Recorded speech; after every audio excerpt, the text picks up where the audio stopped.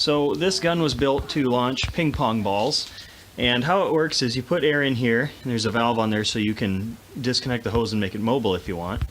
That goes to an air piloted valve, which means when air is applied there, it releases the air behind it and shoots pressure into this barrel, which is it's a metal adapter into a 1.5 PVC pipe.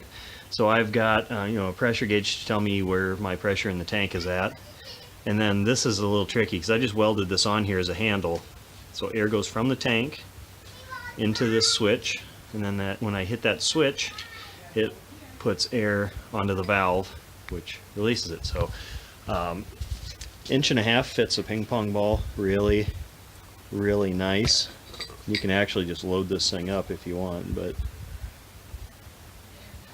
then we'll put air to it and shoot it.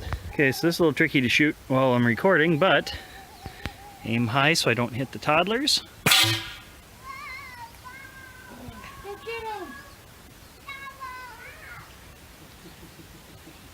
There you go, bud. Good job. Yeah.